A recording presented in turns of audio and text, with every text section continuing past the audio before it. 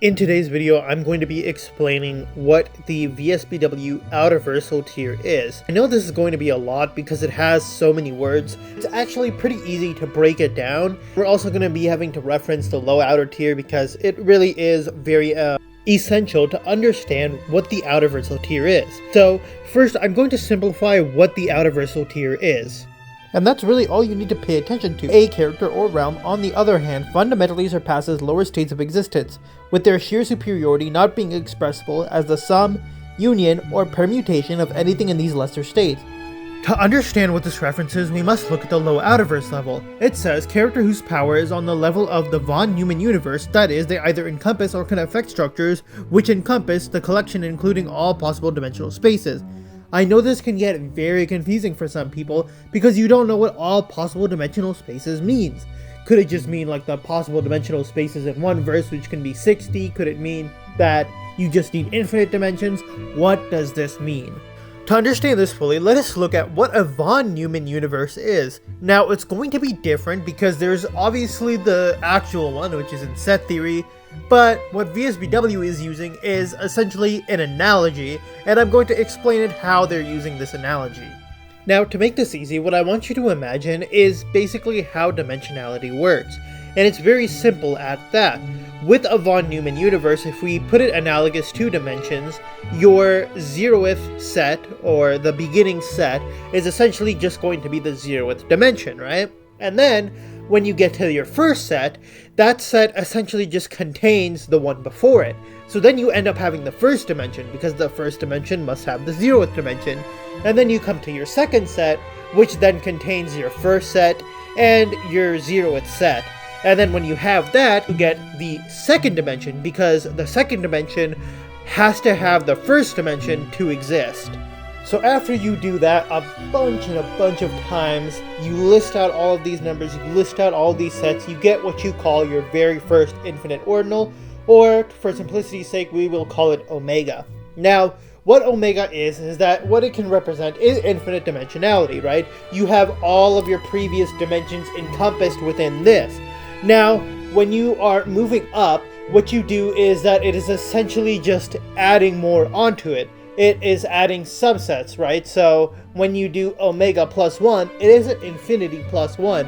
What you're doing is essentially getting omega plus 1 and then adding everything that you took to make omega plus 1 and cramming it into one set. And then you keep doing this for every omega plus this number, omega plus that number, right? And so you keep doing all this. Now, your next level is what we will call uncountable infinity. Now, you're probably wondering, well, what the hell is that? Because last I checked, there is only one kind of infinity, right? You cannot have an infinity plus 1. There's no higher level of infinity. Well, there is higher levels of infinity. But in this case, countable infinity is basically just things you can list, like 1, 2, 3, 4, 5, 6, 7, etc., right? However, what uncountable infinity is that you're looking between the numbers of 0 and 1, and then you're listing every possible variation of decimals between that, right? But the thing is that they become irrational numbers. And when you have an irrational number, those decimal points, like what comes after the decimal, are essentially infinite in number. You have different numbers, you have different everything, so you can't really just say it's repeating or anything, because it's not. It's essentially just so many numbers that you can't list it, and then you have an infinite number of those between each number. And so when you're getting every number and you're looking between all of them, it just becomes so large that you are literally unable to list it. One may ask, how did we get here, right? How did we get from this countable infinity to uncountable infinity if the countable infinity cannot make up uncountable infinity? Well, the thing is that von Neumann universe is essentially defined by ZFC. Now, I'm not going to go in depth on what ZFC is because that will make this video extremely long, but think of it as like the rules for the world that the von Neumann universe is in, right? And essentially, uncountable infinity serves as a checkpoint or a promotion, right? Imagine countable infinity as middle school, right? You go through all of that, you go through middle school, and then once you graduate middle school, you get into high school, then you start all over again with a brand new hierarchy to climb. So that's exactly what this is. Now, you're going to keep having more and more of these uncountably infinite sets, and it's going to be permutations just like it was with countable infinity, except essentially you're only going to be using the uncountably infinite sets. So, what they mean by if you can affect a thing that encompasses or is beyond a von Neumann universe is essentially that any and all dimensions, right? So literally any combination. You can have infinite, you can have uncountably infinite, you can have, say, I don't know, 5 trillion times 10 quintillion dimensions, still wouldn't be able to reach the level of a low outer being.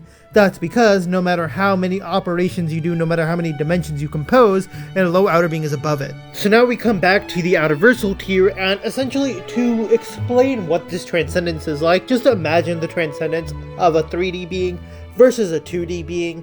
Because, for example, no matter how many Green Lanterns you have, no matter how powerful they all are, even if you stack them all on top of each other, they can never come close, no matter how many, to a 3-dimensional being like us. So that is pretty much what the outerversal and low outerversal tier means. And if you have any questions, then please ask in the comments, or just tell me what video you want next if you have no questions. And I'll see you next time.